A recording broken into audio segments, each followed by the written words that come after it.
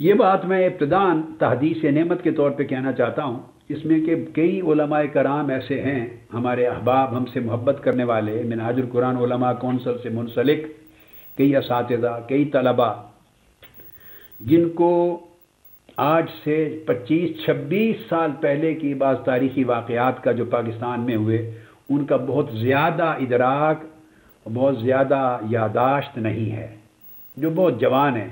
یعنی اگر 25-26 سال پرانی بات میں کر رہا ہوں تو کئی ایسے ہیں. عمر رسیدہ لوگوں کو علم ہے. ہماری نسبت یہ الزام گستاخی رسول کا یا گستاخان رسول کی حمایت کرنے کا یہ لگانا، میرا خیال ہے اس صدی کا اس سے بڑا جھوٹ اور تہمت اور بہتان اور کذب کوئی نہیں ہوگا. جن لوگوں کی اور جس شخص کی پوری زندگی اس کرۂ ارضی پر عشق رسول کے فروغ میں بیتی ہے، پوری زندگی عظمت رسول کے درس دیتے گزری ہے، اور آقا علیہ السلام کی شان میں گستاخی کرنے والوں کے خلاف علمی جہاد کرنے میں بیتی ہے، اور جس نے انہیں شکست دے کر بالکل ڈیفنس پہ، دفاع کی حالت میں لا کے کھڑا کر دیا، شرق سے غرب تک اور عرب سے عجم تک. اور آج بھی ہر روز جس کے خطاب کو آپ گھر میں ٹی وی پہ بیٹھ کے ہر روز عشق رسول اور ادب رسول اور عظمت رسول اور حرمت رسول کے درس سنتے ہیں، اور آقا سے توسل کے، اور آقا سے شفاعت کے، اور آقا سے محبت کے، اور آقا کے ساتھ نسبت کے، اور آقا کے غلاموں سے نسبت، حضور کے جوڑوں کے نسبت، مدینہ طیبہ کی گلی کوچوں کی خاک کی نسبت، یعنی یہ چیزیں بتا بتا کے قرآن و سنت سے لوگوں کے عقیدے کو اتنا پختہ کر دیا ہے کہ جو لوگ سر اٹھا نہیں سکتے تھے اب الحمدللہ فخر سے چلتے ہیں. اور جن لوگوں نے اس ہمارے عقیدہ عشق رسول کو جہالت کے ساتھ تعبیر کر کے بزعم خود اپنے طور پہ گویا موت کے گھاٹ اتار دیا تھا، یوں سمجھتے تھے، اور اب روتے ہیں کہ یہ عقیدہ زندہ ہو گیا. ان میں سے کسی کے پاس دلائل سے رد کرنے کی جرت نہیں رہی. جس شخص کی پوری زندگی اس عمل میں گزری اور گزر رہی ہے اور گزرتی رہے گی، اور جس نے ہر موقع پر حرمت رسول اور عظمت رسول کے تحفظ کے لیے، جب ان میں سے کوئی کچھ نہیں کر سکا، شکست کھا گئے، تو پھر اسی کو کہا ہے، اور اسی نے میدان میں آ کے آقا علیہ السلام کی خدمت سگانہ کی ہے. حضور کی بارگاہ کے ایک ادنا کتے کے طور پہ اپنے آقا اور مالک کی عزت و حرمت کی حفاظت کے لیے لڑا ہے. ان کے اوپر ایسی زبان تراز کرنا اور اس تحریک منہج القرآن کے لیے کہنا جس نے گھر گھر عشق رسول کے چراغ روشن کیے ہیں اور عظمت رسول کے درس اور جھنڈے بلند کیے ہیں، جن کا جینا مرنا صبح و شام کا درس یہ ہے، اور ایسا کہنے والوں کا اللہ بہتر جانے کی نسبت کچھ نہیں کہتا. گناہ ہے کہنا، خدا بہتر جانے کہ کبھی یہ لوگ دعوے کرنے والے اس وقت اور فتوے ہم پہ لگانے والے، ان کی کبھی آنکھ ذکر رسول میں پتہ نہیں بھیگی بھی ہے یا نہیں. پوری زندگی اپنی آنکھیں بھی کبھی حضور کے عشق میں بھیگی ہیں یا نہیں، یہ ہجر و فراق کے رسول میں کبھی بھیگی بھی ہیں یا نہیں، کہ ان کے دل میں بھی کبھی لرزہ حضور کے عشق و محبت کا تڑپ، کبھی آنسو برسے ہیں یا نہیں. ان کی اپنی نجی زندگی میں مظاہر کیا ہے عشق رسول کے اور ادب رسول کے اور محبت رسول کے اور سنت رسول کے اور تقوی کے اور دینداری کے کیا مظاہر ہیں ان کی ضدی نجی زندگی میں. اللہ پردہ ہی رکھے ہر ایک کے اوپر تو اچھا ہے. میں یہ بات نہیں کرنا چاہتا، مگر خدا خوفی کی بات ضرور کرتا ہوں کہ اللہ کا خوف ہونا چاہیے، کچھ حیا ہونا چاہیے، کچھ لحاظ ہونا چاہیے بات کرنے میں. تو میں اس لیے تحدیث نعمت کے طور پہ بتانا چاہتا ہوں کہ یہ قانون تحفظ حرمت رسالت کا، ناموس رسالت کا 295C، یہ جو قانون بنا اس ملک میں ریکارڈ پر لانا چاہتا ہوں کہ یہ کس کی کوشش سے بنا تھا. یہ قانون بنوایا ہی میں نے تھا. یہ جتنے لوگ آج پورے ملک میں کر رہے ہیں، جتنے لوگ اس وقت پورے ملک میں سٹیجوں پر تقریریں کر رہے ہیں، ان کے آگے قرآن رکھوا دیں اور قرآن پہ ہاتھ رکھ کے کہہ دیں کہ ان میں سے کسی ایک کا بھی دخل تھا. ایک شخص ان میں سے کسی کا دخل نہیں تھا اس تحفظ ناموس رسالت کے قانون میں.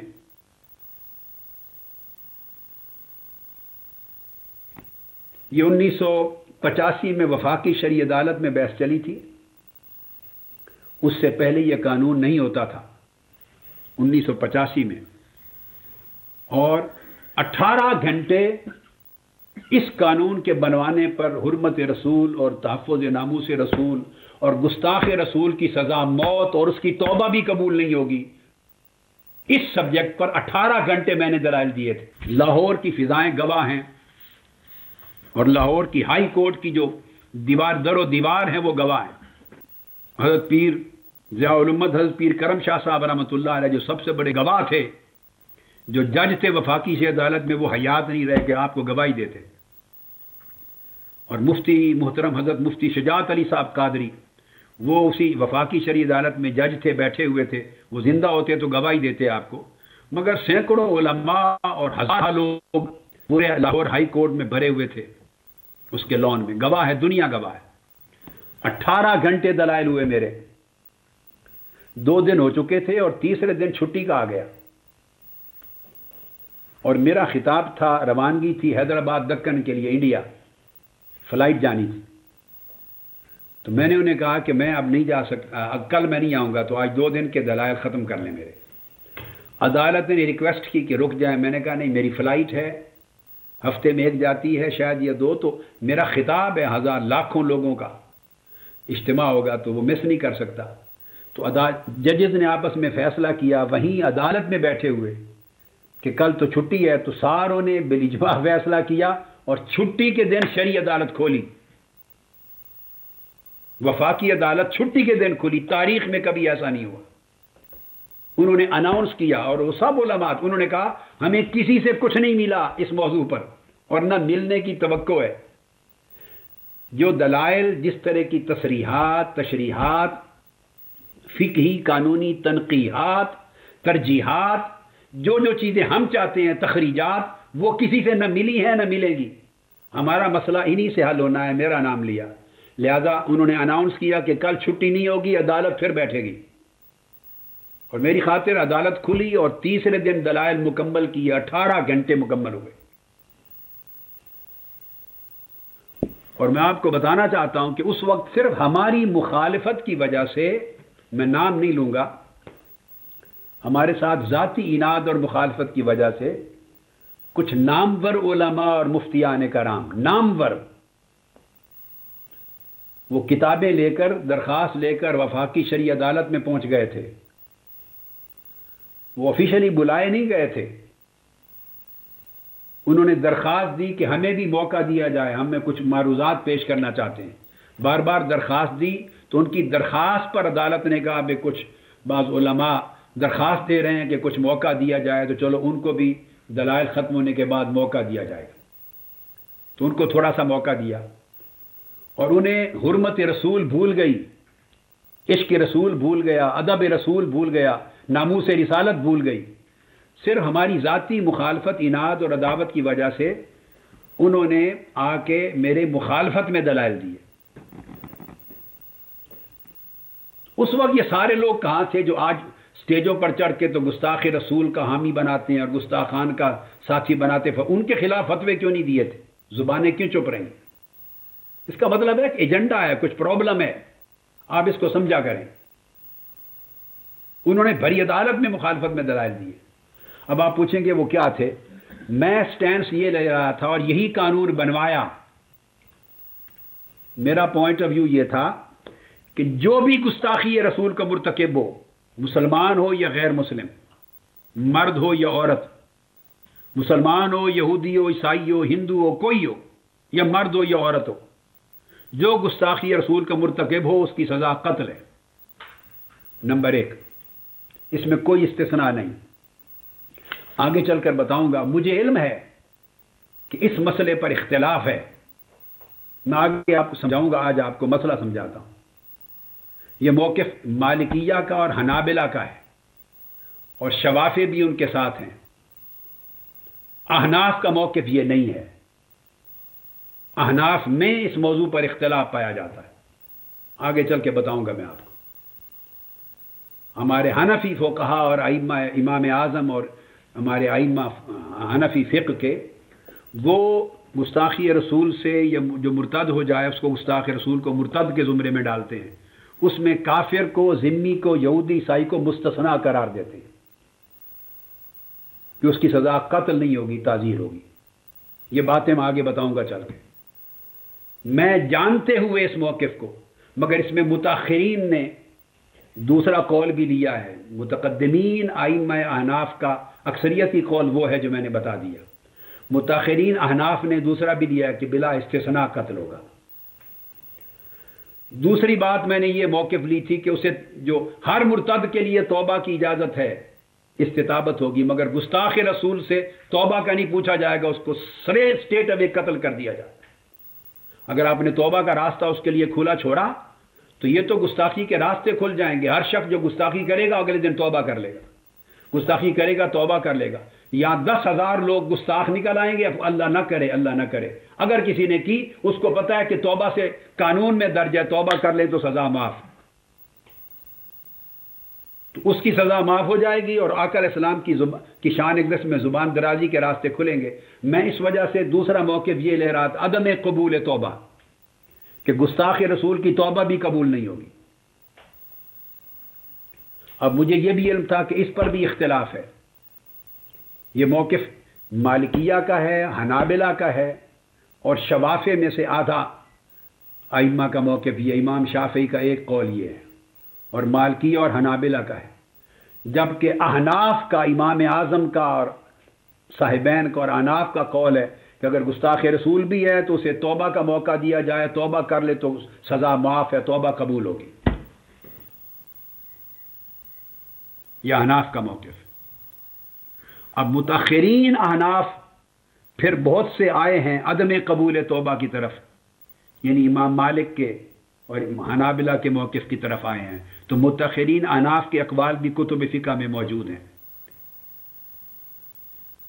تو میں صرف عدم قبول توبہ کے قول کو لے رہا تھا، اور اوپر جو متقدمین کی اکثریت نے، جمہور نے قبول توبہ کا قول کیا ہے احناف کے اندر، اس کو میں چھوڑ رہا تھا عمدن، اور میں مالکیہ کا، حنابلہ کا، شوافع کا اور متاخرین احناف کا اس قول کو لے رہا تھا کہ تاکہ گستاخ رسول کو توبہ کا موقع نہ ملے، کہ راستہ نہ کھلے،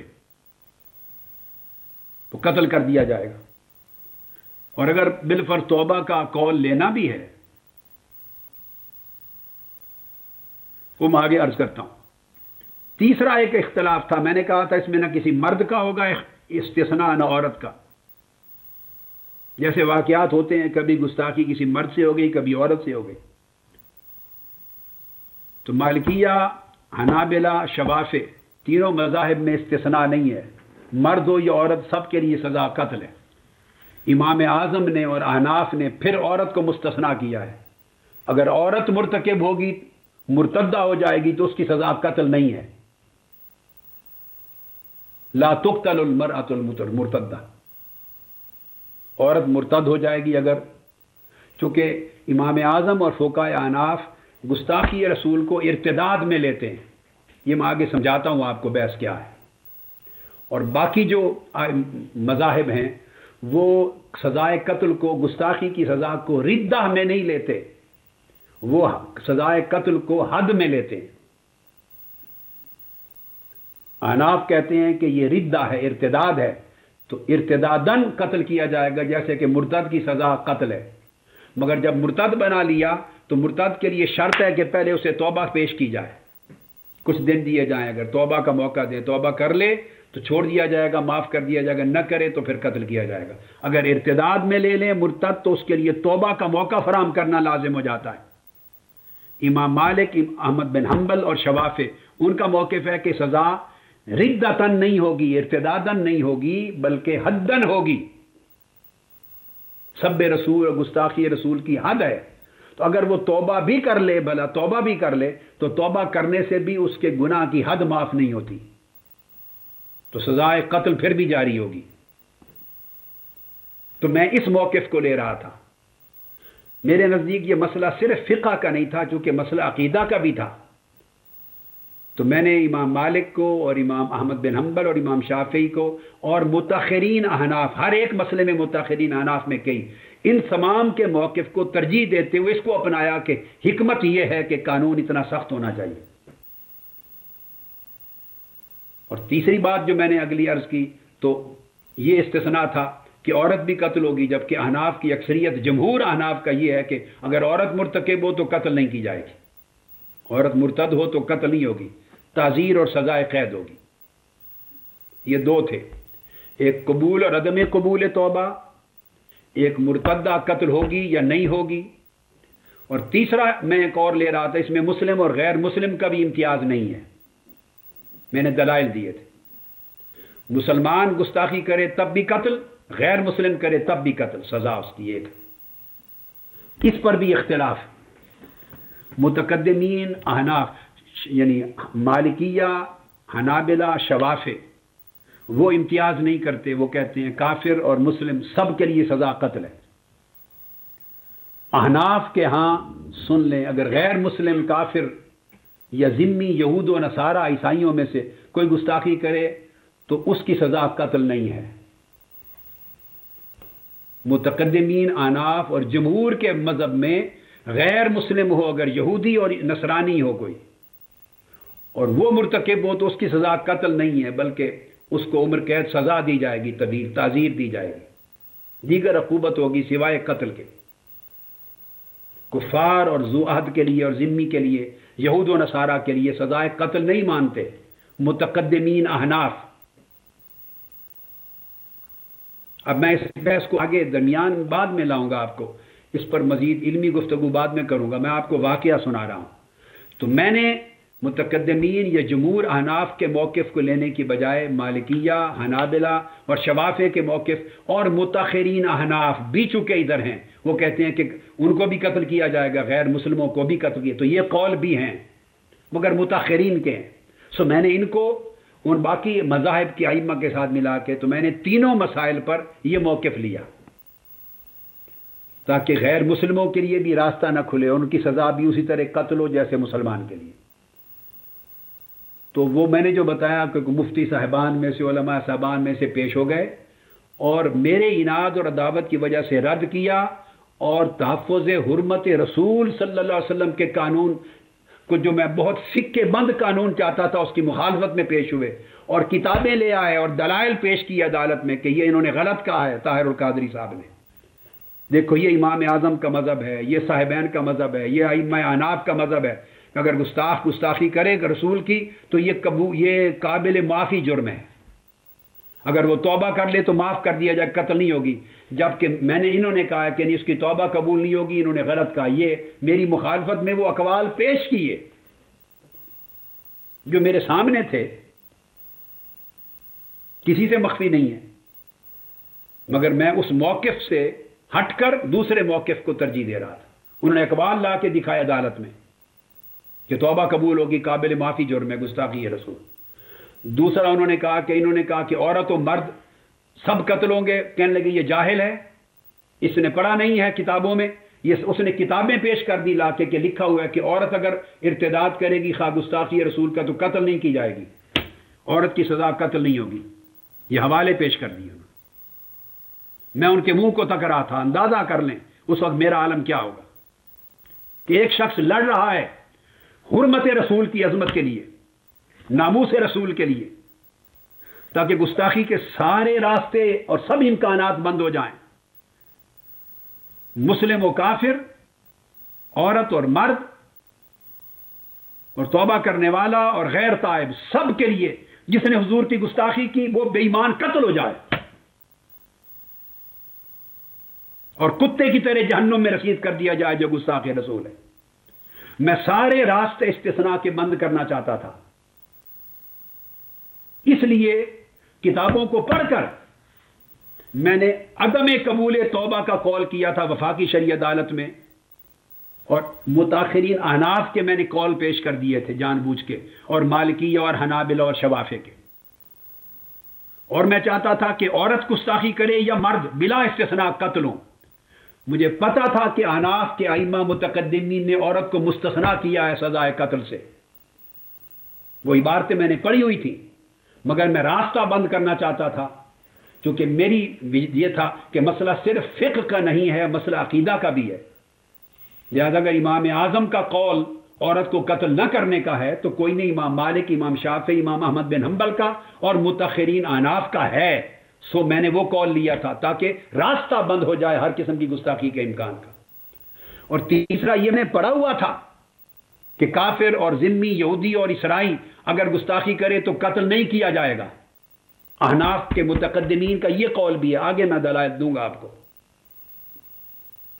لیکن میں چاہتا تھا اگر یہ راستہ کھول دیا میں نے استثناء کا کہ مسلمانوں پر اطلاق ہوگا اور یہودی عیسائی غیر مسلم گستاخی کرے تو سزا موت نہیں ہوگی، ان کے لیے تعزیر ہوگی.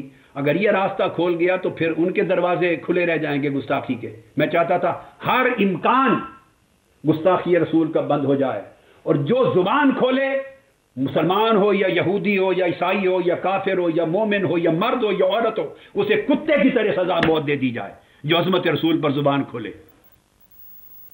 مگر مولوی صاحبان نے، مفتی صاحبان نے میری مخالفت میں تینوں موضوعات پر حوالے دیے کہ طاہر القادری صاحب غلط کہہ رہے ہیں، اور عدالت میں کھڑے ہو کے وہاں برملا پورے جہان کے سامنے کہا کہ گستاخی رسول قابل معافی جرم ہے. یہ امام اعظم اور ائمہ احناف کے قول ہیں کہ توبہ قبول ہوگی، اور توبہ قبول صرف آخرت کے لیے نہیں، اسقاط قتل بھی ہوگا. یہ توبہ قبول مرتد ہے. انہوں نے کہا چونکہ ائمہ احناف کے ہاں گستاخی رسول ردہ ہے، ارتداد ہے، اور ہر مرتد اگر توبہ کر لے، موقع دیا جائے تو قتل معاف ہو جاتا ہے، اس کا قتل معاف ہوگا. یہ دلائل لا کے دیے، کتابیں دکھائیں، اور یہ دلائل دیے کہ قادری صاحب کہہ رہے ہیں کہ عورت بھی قتل ہوگی گستاخی رسول پر. انہوں نے کہا یہ غلط کہا انہوں نے، یہ احناف کی کتابوں کے میں ہے موقف ہے کہ عورت قتل نہیں کی جائے گی. اور تیسرا میں نے کہا تھا مسلم و کافر یہودی عیسائی بھی کرے وہ بھی قتل ہوگا. انہوں نے وہ کتابوں کے حوالے دے دیے کہ نہیں، امام اعظم کا مذہب یہ ہے کہ اگر غیر مسلم کافر گستاخی کرے تو اس کی سزا قتل نہیں ہے، اس کی تعزیر کی سزا قید ہوگی، اور اب وہ توبہ کر لے، اسلام قبول کر لے تو معاف ہو جائے. اب اندازہ کر لیں اس وقت یہ فتوے لگانے والے کہاں تھے، سارے جہان کو پتہ ہے. اور جب عدالت ختم ہوئی تھی، وفاقی شرعی عدالت، تو وہ جو جن دو علماء کرام کا میں نے نام لیا آپ کو، حضرت مفتی شجاعت علی قادری صاحب رحمۃ اللہ علیہ اور حضرت قبلہ پیر کرم شاہ صاحب رحمۃ اللہ تعالی علیہ، وہ باہر نکلے، میں نے اپنی آنکھوں سے دیکھا. ان میں سے ایک نے وہ بعض مفتی صاحبان کے کندھوں پر ہاتھ رکھا، کہا مولوی صاحب کسی کی، قادری صاحب کی ذاتی عداوت و دشمنی اپنی جگہ، رسول پاک سے دشمنی تو نہیں کرنی تھی. عداوت قادری صاحب سے تھی، تمہیں رسول پاک سے تو نہیں تھی. وہ تو آقا دو جہاں کی عزت اور حرمت اور ناموس کے تحفظ کا قانون بنوا رہے تھے اور اس میں شدت اختیار کر رہے تھے، سارے راستے بند کر کے. اس کا مطلب یہ نہیں تھا کہ انہوں نے وہ عبارتیں نہیں پڑھی تھی احناف کی، مگر وہ سخت موقف لے رہے تھے تاکہ قانون سخت بنے. اور آپ کے ظلم کی، عداوت اور تعصب کی یہ حالت ہے کہ آج رسول پاک کی حرمت کے قانون کے خلاف آگے بولیں آپ، اور راستے کھلوائے ہیں قابل معافی بنوانے کے لیے، اور کافروں کے لیے گستاخی کا راستہ کھلوایا. کچھ حیا کرتے، یہ انہوں نے ان کو شرم دلایا، مگر کون شرم لیتا ہے. مگر یہ سارے لوگ کہاں تھے اس وقت؟ ان کے خلاف تو کبھی فتوے نہیں لگائے کہ گستاخی کی حمایت کی ہے. تھوڑا آپ سوجھ بوجھ سے کام لیا کریں، یہ ایجنڈے ہوتے ہیں. پھر یہ ہوا، میں پورا واقعہ آپ کو بتا لوں. 1985 میں جب 18 گھنٹے کے دلائل میرے مکمل ہو گئے تو اس وقت جنرل ضیاء الحق کی حکومت تھی اور شورا تھی. تو 1986 ہو گیا، 87 چلتا رہا یہ. انہوں نے یہ فائل، تو کچھ لوگ جنرل ضیاء الحق کو ملے جو ان کی شورا میں تھے. انہوں نے کہا کہ یہ فیصلہ ہو گیا ہے، عدالت نے لکھ لیا فیصلہ، میرے دلائل ہو گئے ہیں بڑے مبسوط، اور عنقریب عدالت فیصلہ سنانے والی ہے. تو عدالت کے فیصلے سے قانون بنے گا تو آپ کو کوئی نہیں جائے گا کریڈٹ. انہوں نے کہا چونکہ آپ حدود آرڈیننس جاری کر رہے ہیں اور کر چکے ہیں یا کر رہے ہیں، تو حدود میں آپ خود شامل کر لیں اور بطور ordinance as an act of parliament کی طرف سے اس کو جاری کر دیں تو کریڈٹ آپ کو چلا جائے گا کہ آپ نے دین کی خدمت کی ہے. تو بجائے اس کے کہ یہ فیصلہ عدالت سے اناؤنس ہو، آپ اناؤنس کر دیں پارلیمنٹ کی طرف سے. تو تب جنرل ضیاء الحق صاحب نے عدالت کو آرڈر بھیجے کہ پوری فائل اور فیصلہ مجھے بھیج دیا جائے. انہوں نے منگوا لیا اور جو فیصلہ لکھا تھا اسے ایکٹ آف پارلیمنٹ بنا دیا، اور اس طرح یہ قانون بنا پارلیمنٹ کے ذریعے. تو بتانا یہ چاہتا ہوں کہ یہ تحفظ حرمت رسالت اور ناموس رسالت کا قانون جو توہین رسالت کے باب میں 295C، یہ صرف اور صرف آپ کے اس خادم اور آپ کے بھائی کے ذریعے اللہ نے بنوایا ہے، اس میں کسی اور کا کنٹریبیوشن نہیں ہے۔ اور یہ تاریخ جانتی ہے، جو آج سے جن کی عمر 26 سال پہلے جو سن شعور میں تھے اور جن کو زمانے کے واقعات یاد ہیں، ان کو خبر، آپ میں سے کئی بیٹھے ہوں گے اس زمانے کے جن کو یہ ساری سٹوری یاد ہوگی، ذرا ہاتھ کھڑا کریں۔ زیادہ عمر والے سب لوگوں کو پتا ہے، یہ لاہور ہائی کورٹ کی پوری بلڈنگ در و دیوار گواہ ہے۔ سوال یہ ہے کہ یہ قانون ناموس رسالت کا بنوایا جس شخص نے ہے اس ملک کی تاریخ میں، کچھ خدا کا خوف ہونا چاہیے۔ ان کے اوپر اس طرح یہ زبانیں کرنی، ہمارا تو کچھ نہیں جاتا، اس سے آپ لوگوں کی اپنی ثقافت پر اور اعتماد پر اس پہ حرف آتا ہے اور دین کا مذاق اڑتا ہے۔